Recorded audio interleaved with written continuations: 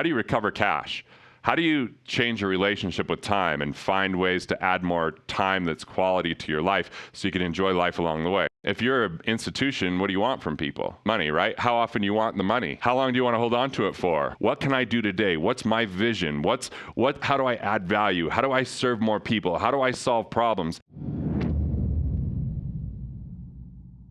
Are you tipping the government? Are you getting a refund? Are there ways to keep more of what you make that way? Number two, interest. Could you restructure your loans? Could you refinance and renegotiate interest rates or reallocate funds? Maybe it's what if you only have something that's earning 3%, but you have a loan costing you 10%? Well, it probably makes sense to cash out the 3% and pay off the 10%, right? Then we go to investments. There's a lot of fees and commissions and if you have retirement plans, there could be legal fees and admin fees. So we want to find those and remove those if they're not performing for you, and then you're going to have more money. And then insurance, is there duplicate coverages or improper structure? Or are you insuring things that are inconsequential instead of just insuring the catastrophic? And so by looking at those, we start by paying yourself first, then you keep more of what you make. And when you can find ways to plug those leaks, it's about taking a percentage of that money and putting it into skill sets that matter. Communication skills, emotional intelligence, specific areas of your expertise that allow you to be more productive in what you do. Could even be towards marketing or whatever it might be. And then you start making more money there. So those are the initial pieces that if we skip to that and we go, oh, fund a retirement plan, get in a mutual fund, jump into crypto. We've skipped steps that are important for the foundation. And if we build something without a foundation, that it's kind of in a dangerous place. And that's where people take far too much risk.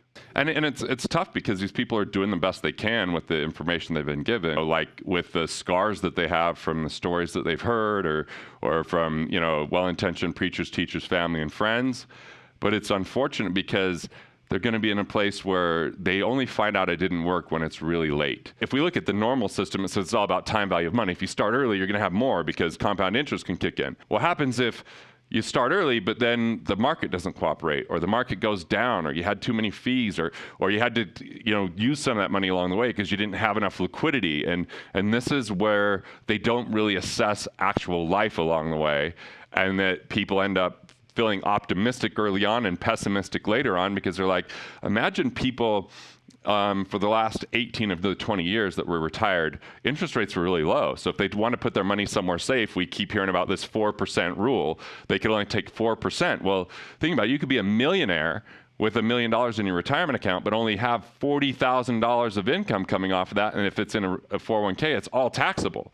So it's like, that's not an exciting life as a millionaire to be able to spend $40,000 a year, but they did what they were told to do, and then they found out it wasn't quite what they expected. It requires responsibility. It just requires responsibility, and it requires a different level of thinking where they've been told this other way for far too long. And so A, they believe they don't have the time. B, they don't believe that they've got the ability to do this on their own. They just don't have enough vision because they're being told what to think and they just buy into it. So it's just really easy to put your money in a retirement plan. It's really easy just to automatically set your money aside. It's just really easy to hear about diversification and put yourself in funds. Like, they've made it so effectively easy to automatically have something come out of your paycheck and have it locked away till 59 and a half and hear about it on the news and in the papers and all this kind of stuff. Like, it's just easy because that's how we're taught and that's where the masses are hearing. But we don't think of most mass advice coming from the government as overly effective yet. And so that's anytime we're not going to be responsible and we're not going to ask questions and we're not going to figure out what we want, we're going to be defaulted to what someone else wants. And it's pretty easy to see what they want. I mean, if you're an institution, what do you want from people? Money, right? How often do you want the money? How long do you want to hold on to it for? The least amount, right? So that's the rules that we're playing by. And so a lot of the information gets us to believe that that's the only way that there is to go about it. I mean, my advice isn't necessarily going to resonate with everyone, because my advice is that we stop reading all that and listening to all that, because the world is always going to be messed up. And there's always going to be concerns and threats and frustration, and the news might make that worse than it is or not. I don't know. It's hard to assess at this point, because I kind of feel like in the old days, you knew what was going on in your community, and our brains could kind of handle what was going on in a community, right? Good and bad. But when we start thinking about all the corners of the world and all the bad that's going on and all the threats that are happening and all the changes that are being made, what control do we have over what governments do when it comes to everything from war? And then we get caught up in those things rather than focusing on what we could do ourselves. It becomes deflating and debilitating. And then we start to feel that scarcity where it's like it feels hopeless. And then we lose energy, and then we stop adding value. And so ultimately what I would say is that we start our day with a morning ritual where we take care of ourselves, where we're not listening to that kind of stuff. We maybe take time to write, and what are we grateful for, and what's our intentions for the day. And maybe it's hop in a sauna, maybe it's do some stretching or a workout, maybe it's journaling, maybe it's listening to something that's uplifting, that's maybe even spiritual or something like that, so that we put on an armor of abundance for all the scarcity of the world, and then we focus on what steps we can take. What can I do today? What's my vision? How do I add value? How do I serve more people? How do I solve problems? That when we start thinking about what we have control over instead of what we don't have control over, and we start listening to how we can add value and asking questions of ourselves that pull out the best of who we are versus the questions posed on the news and on the outlets that get us to think that it's so scary and that there's nothing to do. Like, we just have to start listening to ourselves and taking time to ourselves. And then the time that we're spending complaining and blaming, we just spend time adding value. And there's so much time for people to add value when we're not stuck in the chaos of the world, but we're focused on the creation in the moment. And that's my solution to this. Like, does that mean that I couldn't have some issues with global issues start really to impact me?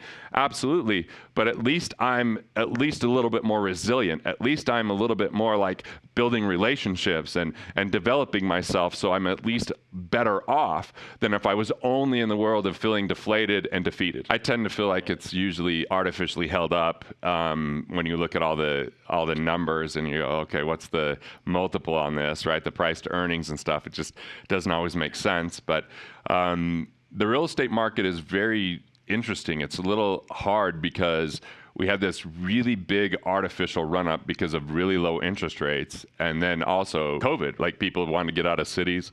And so like my cabin went up in value substantially, and I already thought that I'd bought it kind of at a peak in 2018, but that wasn't true because they moved interest rates lower, and then people were like, we want to get out of the city. So like, it's hard because we have to look at what human behavior is, and there's a lot of things like with the Fed continuing to increase interest rates, a lot of people buy real estate based upon purchase price. Low interest rate, lower payment, higher interest rate, higher payment, so that could start to put this pressure on the values of real estate to go down. But there's only 700,000 homes in America for sale right now, and that's a pretty big population and a pretty low supply. And part of that was you took a lot of the contractors and the materials went towards people improving their homes a lot during COVID because they were home a lot, and there wasn't as much inventory being created, and so that's what part of the issue is. We have a low inventory, so it's like there's so many different factors that are going to happen that are going to impact things. I mean, high interest rates are still going to lower it, but we have supply and demand. So if there's not a lot of supply, that's going to continue to keep prices a certain way. I will say that people I know that do a lot of real estate investing are seeing a lot more deals that they've liked now, where for years they just were passing up on so much stuff because the numbers weren't quite penciling out because of that kind of run up. But I wish I was more of an expert on to predict what's going to happen in the economy, but even the people that are supposed to be the best aren't all that good at it because there's just too many variables. There's too many moving pieces. So if everything was remaining static right now, I could be pretty great at telling you what's going to happen. But we don't know what's going to happen because all it takes is one major world event, like a pandemic or a war or a massive change in interest rates, or like it's all these moving pieces that change consumer behavior. And so it's something that I would just say, try to make money on the buy. Can you make it cash flow from day one? I think that there's going to be people in distress, and you can maybe find properties before they go on the market by starting to be in communication and finding people that are stressed, and you can actually get them out of a stressful situation, and you can both benefit from it. And so I think we're going to have more more distressed selling happening in the future, whether that's with businesses or with real estate, which means there's a lot of opportunity for wealth, but only for those people that have cash and knowledge, not for those people that are just sitting on stuff and waiting too long and in a cash crunch. Yeah, it's just a matter of like, and with low inventory, if interest rates came down with low inventory, that's going to be pretty insane. But you look at like the difference of like buying a $700,000 property at 2% interest rate versus 8.5% interest rate. You're spending like, oh, I don't know, it's like close to $1 million more in interest. People aren't going, how much can I afford based upon the purchase price? They're going, how much can I afford based upon the monthly payment? And a lot of people overextend themselves because they looked at the monthly payment without considering the stuff they have to put in the house. There's everything from, we had to replace our roof on this house because of a big winter. We had to replace the heating system. Like there's just stuff that breaks down that gets replaced, even though we bought this and it was pretty much new. It was a contractor that had redone this house. So I don't know. I mean, I think people don't always plan for contingency and understand, where they're overextended or not. Look, I've been there. I bought real estate back in Vegas back in 04 and 05. I bought a bunch of it because there was like such a high demand, but the demand was artificial. It was all investors buying properties. And so there wasn't people actually renting the properties, or they were the investors were buying just to turn around and sell it. The thing is, a house isn't an asset unless there's a check writer in it. You have to make payments for taxes and loans and repairs. And it's fine to have it be a liability and say, this is something I can afford and I enjoy as part of my life, but to say, this is part of my portfolio and part of my whole strategy. Like, well, is it helping you get financially independent and creating cash flow, or is it taking cash flow away from you? The American dream, the house with the picket fence and home ownership, and if you're renting, you're throwing money away. Well, not always. I mean, maybe it's a season of your life where you don't know if it's where you want to live. It's a lower payment, or you're not there enough and you need someone else to take care of it, and renting might be better than home ownership. I think that it comes down to what's your personal preference and what are you really after and what do you really want. Like, it's important for us to have a house. We have a couple kids and my wife loves to make the house feel like a home, like warms it up and does a lot of cool decorative things. And well, it's like that would be hard to do if we were just renting, because this is stuff that permanently impacts the house or is built just for the house. So it's a personal preference that we choose into. We just don't go, this is a main asset for us. It's like, this is a quality of life asset, not a cash flow asset. moneyunmasked.com. Like, there's book packages if they want to buy multiple books and get direct access to me on that website. People have been buying 500 copies for events with those number of people. Like, I'm flying to one tonight, and then I just sign books the whole time, and it's really exciting because they heard me speak and they're more likely to read it. A book's always better when it can be read. And so Money Unmasked is really about money personas that we've talked about already, but it's about how do you recover cash? How do you change your relationship with time and find ways to add more time that's quality to your life so you can enjoy life along the way? How do you profit from your ideas up front before investing without having to borrow a dime, using something called the cycle of creation? And how do you tap into hidden capital?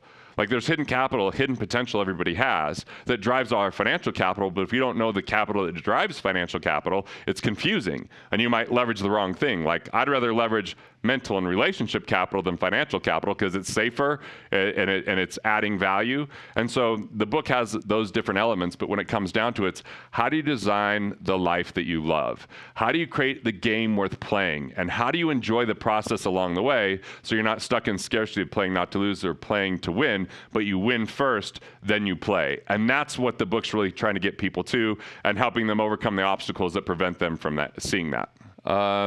Honestly, just like talking to my wife to get clear about like what I really want. She's just a good sounding board. And so like when I'm thinking about things, I rush sometimes. I get too excited sometimes and I don't think it through. And she asks enough questions that kind of help bring it out and make sure it's something I really want. I think creation's love in action. And it's like giving a piece of yourself.